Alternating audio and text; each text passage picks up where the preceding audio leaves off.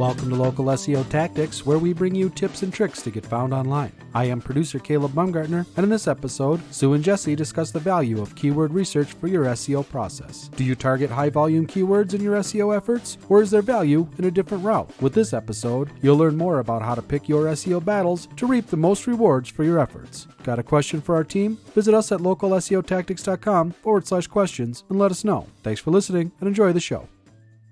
Welcome back to Local SEO Tactics, where we bring you tips and tricks to get found online. I'm your host, Jesse Dolan, joined today by Sue Ginsburg. How's it going, Sue? Oh, going great. And I got one question I always ask first. I feel like sometimes I get in a rut with this, but it's just there. You got to ask. Where are we today? Where are you today? What virtual city are you hanging out in? Coming at you virtually from Hotlanta, Georgia. Nice. And I thought that this skyline was appropriate because it shows a lot of the highways, which anybody who lives or has been in Atlanta in the last however many years knows. Spend a lot of time on your highways when you're in Atlanta, because traffic is not great, or traffic is the furthest thing from great. I tell you what, Sue, we went through Atlanta a few years back. I don't know if you remember, I forget which bridge it was, but they had a bridge. There's like a fire under it, and it kind of like melted the bridge. It was one of their main arteries. And we were driving to Florida from Minnesota here, and went right through Atlanta, right? At rush hour in the evening. Okay. Oh, and then this bridge was out, and we just kind of, we just need to sneak around the loop, no big deal. Oh my goodness. It was like the worst rush hour traffic that we've ever had. It was so horrible. So yeah, I can feel what you're talking about there from own experience.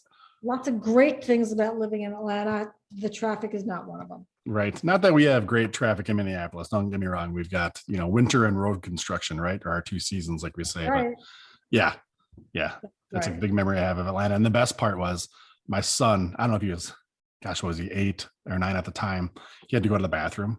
Oh. And we're in one of these stretches where there is no exit. Like there's just big walls. And I'm like, dude, I've got a Gatorade bottle back there. And he's like, I can't do it. So yeah, it was almost a very bad situation there, but we finally got to an off ramp and took care of business there. But any rate.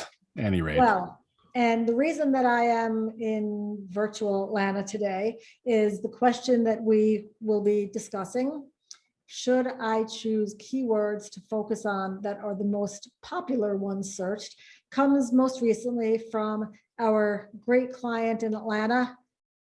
And it's not an uncommon question.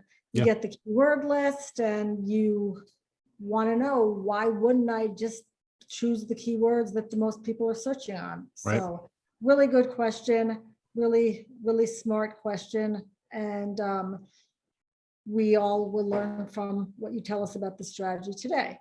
So the quote for today, J.K. Rowling. Is there anybody who doesn't know who that rags to riches author is, right? Yeah, Game of Thrones, right?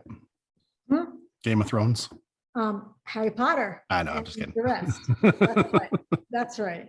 If you're holding out for a universal popularity, I'm afraid you will be in this cabin for a very long time. Isn't that the truth? Right so on. Again, the question, should I choose the most popular keywords, the ones that show up in the most number of searches, or is there another strategy? And just a little backfill on this. So our SEO process starts with or includes determining keywords for the business that are the best ones for us to focus on and focus on working to increase the rank for those keywords. So after we do our research and the competitive research, we ask the client for input, and the list that we show them and share with them has the number of searches for the past month on that keyword. Yeah. So it's easy to see how somebody who isn't working in SEO all day and night wants to know, well, why wouldn't I just choose the most popular ones? Really, really good question. Really good question. Yeah. And through work and through talking to you, I've learned why, and think it would be a great thing for everybody out there to learn and understand and know, because it does come up. Right. So today Jesse, we'll be asking you to share your expertise with us on choosing keywords you want to rank for and be found in searches for, and share with us why that is a good idea or why that isn't a good idea.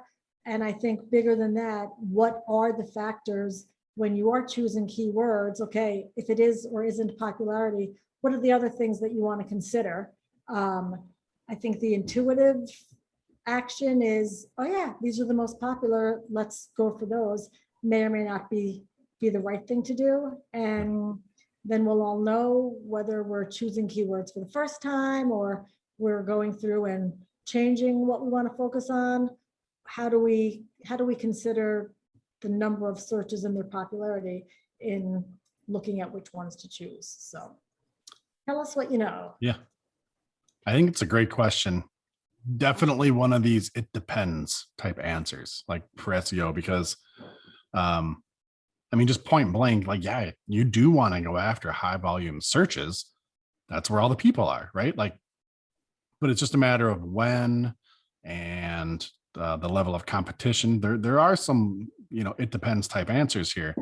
But make no mistake, ultimately and eventually, you want to be going after the keywords with the most volume as much as possible where it makes sense for your business. There's just more people, right? More people ranking higher, more leads, more opportunity, more business. It all makes sense. I think that's some pretty easy math to follow. That being said, usually this question comes up in the context of somebody who isn't dominant in their SEO. They're needing SEO, right? That's where we deal with it. That's when people come to us to hire us to make some improvements for them. So I wouldn't say that we always just jump to the high volume keywords, right? One thing that you definitely want to look at is there's really two factors to these decisions on keywords. It's volume and level of competition.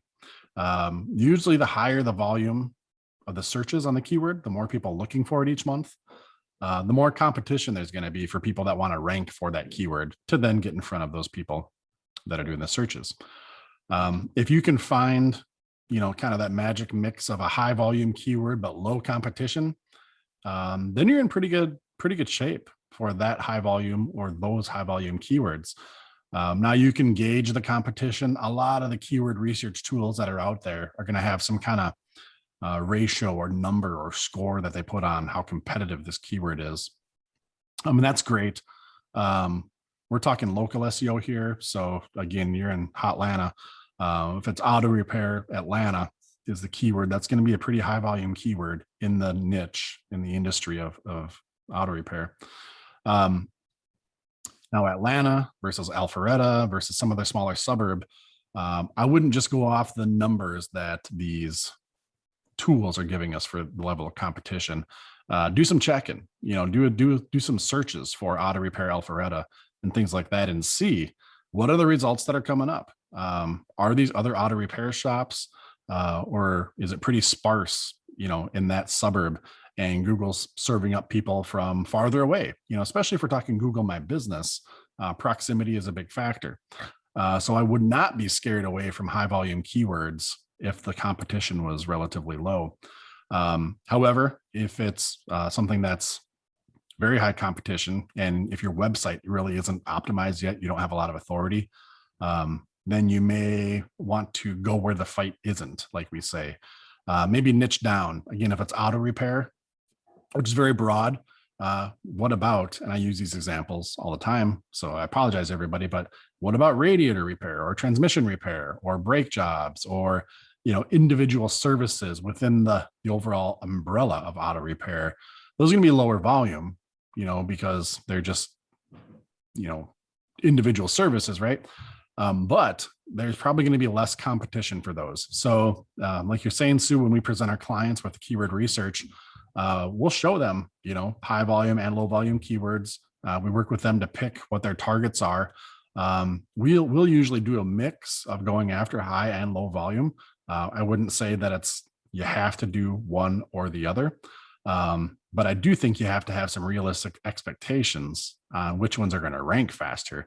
Usually going to find the lower volume, lower competition keywords are going to be easier to rank for. Unfortunately, you're just not going to get as many leads or sales through those because of the lower volume. But I think the best strategy is a mix of the two.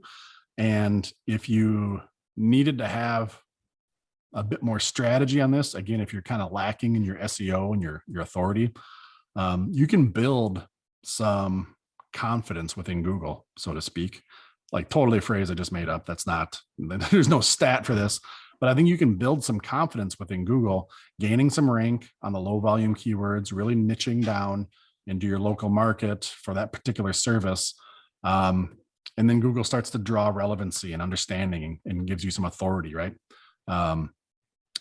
And you can then build on that to go after some things that are more higher volume, where you wouldn't have stood a chance to crack into that before because of how steep the competition was. Once you get a little bit of a name for yourself, you may find that's a little bit easier to do. So I don't think, again, that it's necessarily one or the other. In some cases, there can be a strategy. In some cases, you can just shotgun and do a mix of all of them. I would definitely say, though, the one thing that's pretty hard and fast is we never would just focus on volume and then down, right? It's that's something that's gonna be very challenging for you. One more piece to add on here, I think that is important is everything we're talking about here is really based around volume of those keywords. The other thing to keep in mind is how profitable this particular niche may be for you, right? Again, if we've got auto repair and then radiator and transmission and oil changes, add this other layer to it if you're trying to decide between multiples, which one makes you the most money, you know, or which one maybe pumps the flywheel of the right type of client.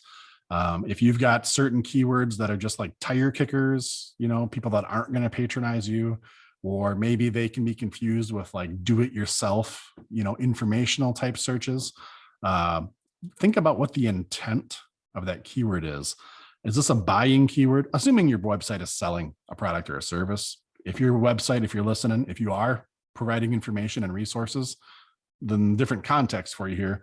But again, if you're that auto repair shop, you know, don't chase keywords of, you know, how to replace brake lines. Nobody's going to come to your shop and pay you for a keyword like that. They're just looking for how to do it themselves. That's a DIY, you know, type of intent term. So I would analyze my keywords with that kind of a perspective as well. Are these going to be DIY searches? Are these, you know, if you're selling high-end products, is this the kind of phrase somebody would use that is going to try to haggle me down on price? Never going to agree to the price anyways if I'm premium. Just kind of filter through them and pick the ones that you say, yeah, this matches up with my profit center. This matches up with the type of client I know I can build on and upsell later. You know, find where that alignment is. And then within that, again, pay attention to the context of the volume and then the competition in that market. So it can be a little complex. It depends on you out there listening. If you're going to dive into these strategies, how far you want to take it with kind of what I just listed out there. In the most basic way, I would for sure get a list of keywords, rank them by volume, and then just start, you know, like we tell clients, grab 10 or 15 off this list that you think are the best leads for you, right? Almost regardless of volume. Don't get caught in that too much. Just if I can pick 10 or 15 search terms that I'm going to attract people searching for these things, what are the best search terms on here? I truly believe that's the best place to start.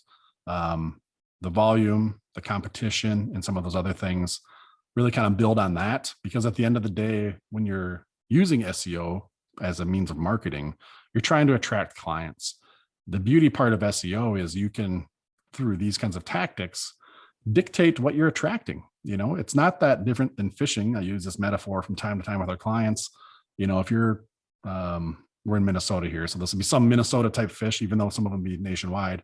You know, if I'm fishing for a muskie, you know, a big old fish, I gotta have a big old lure, right? And it's just a different thing I'm putting in the water to attract them versus a little crappie or a sunfish, right? Same thing with SEO here, depending on the keywords you're putting out there, even within your niche. Make sure you're choosing the keywords that are going to be attracting the right client, that these are the people searching for it. And have some thought into that, which kind of leans on overall marketing in general. People always talk, establish your avatar. Who's your ideal client? We talk a lot. So you have expertise in the voice of client, voice of customer. I would say if I could only give one piece of advice in this, kind of twisting this question around a little, I wouldn't focus on the volumes as much, right? Again, focus on that intent and matching the keywords with the type of clients you want to bring in within that list. Then I would for sure start at the top on my volume and work down from within that. So no clear answer, right? Again, it depends. This is one of those traditional SEO, it depends type answers. But using a mix of those strategies, you should be able to do some keyword research, come up with a short list of keywords that you want to attack, and start developing some kind of optimization or content strategy around that. Jesse, is this true, accurate? Does this make sense? If you have a keyword that has much less searches, but is exactly what you do, isn't it more likely that of those 125 people who are doing the search, maybe all 125 will click through to your site, as opposed to the most popular keyword term that you're going after because of the number of searches?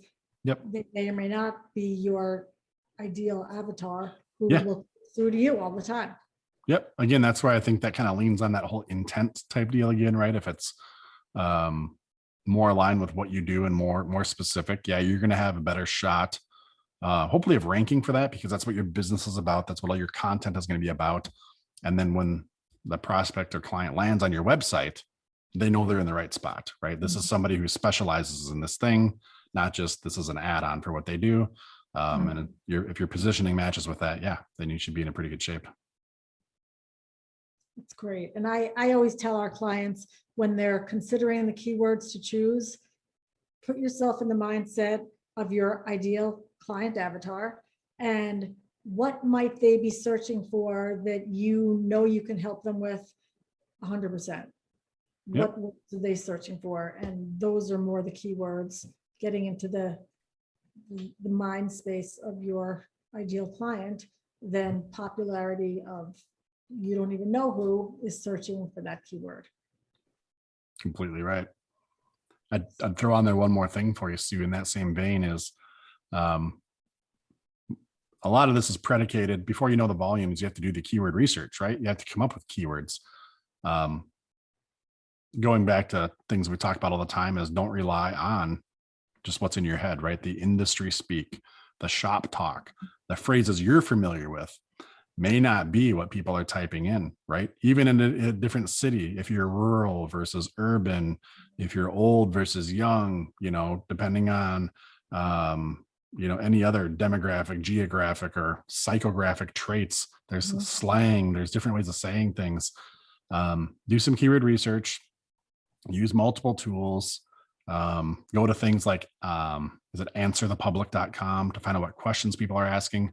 Pay attention to the stuff on the Google SERP, the search engine results page. At the bottom, they'll put, people are also searching for, or people ask questions about, or like just different things.